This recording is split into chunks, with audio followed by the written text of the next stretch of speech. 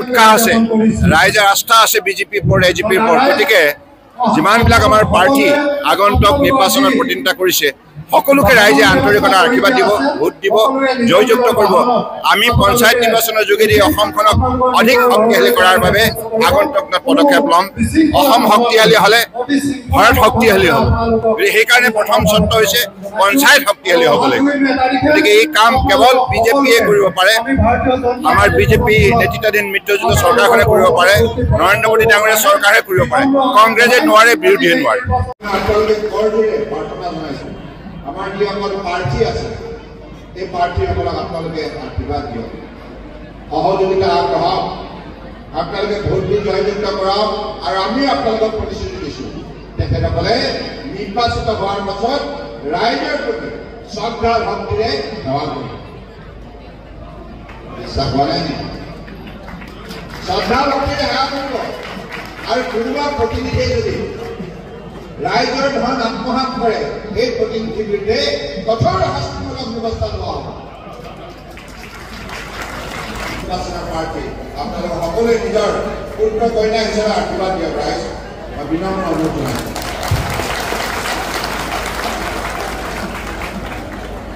আজি ৰাংকাচীত ৰাইজে ৰাংকাচী আঞ্চলিক পঞ্চায়তৰ সন্মানীয় সদস্য ৰাধা গগৈ, এখেত প্ৰাক্তন জিলা পৰিষদ সদস্য আছিল।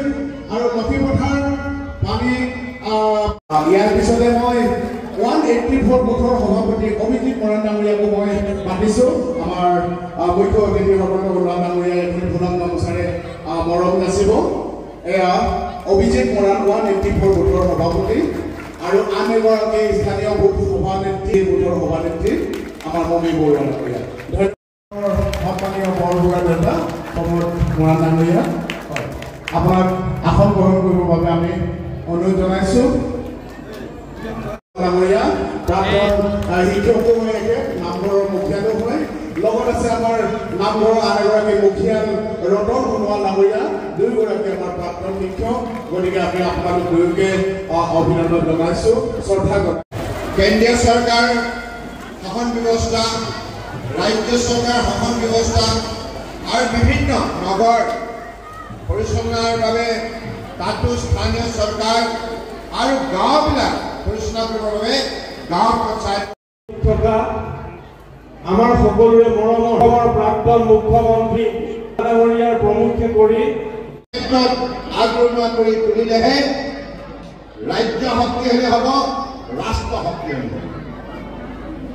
সেইকাৰণে আজি তাৰিখত কেন্দ্ৰত থকা বিজেপি নেতৃত্বাধীন NDA চৰকাৰ, যাৰ নেতৃত্ব বহন কৰিছে দেশৰ আটাইতকৈ শক্তিশালী নেতা, পৃথিৱীৰ আটাইতকৈ লোকপ্ৰিয় নেতা প্ৰধানমন্ত্ৰী নৰেন্দ্ৰ মোদী ডাঙৰীয়া।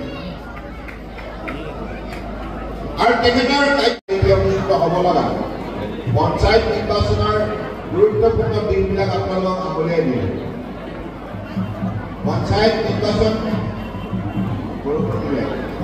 নিৰ্বাচনটো ৰাইজৰ বাবে, গাঁৱৰ ৰাইজৰ বাবে, পঞ্চায়ত এলেকাত বসবাস কৰা গাঁও আৰু চাহ বাগিচাৰ ৰাইজৰ বাবে। এই নিৰ্বাচনটোৰ যোগেদি আপোনালোকে এখন স্থানীয় চৰকাৰ গঠন কৰিব লাগিব, যিখন চৰকাৰ আপোনালোকৰ হাতত থাকিব সকলো সময়তে। যদিহে আপোনালোকৰ নিৰ্বাচিত প্ৰতিনিধিসকল ৰাইজৰ প্ৰতি শ্ৰদ্ধাশীল হয়, ৰাইজৰ প্ৰতি শ্ৰদ্ধা ভক্তিৰে যদি তেখেতসকলে মানৱ সেৱা কামত আত্মনিয়োগ কৰে, তেতিয়াহ'লে চৰকাৰখন ৰাইজৰ বাবে ফলপ্ৰসূ হ'ব।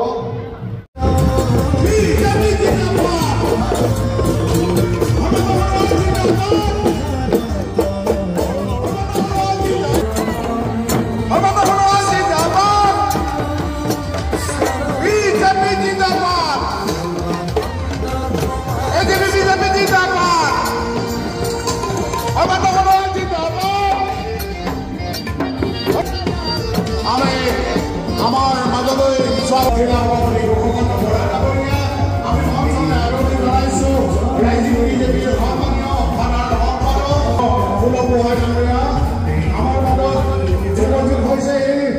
মৰাণ অটোনমাস কাউন্সিলৰ মুখ্য কাৰ্যবাহী সদস্য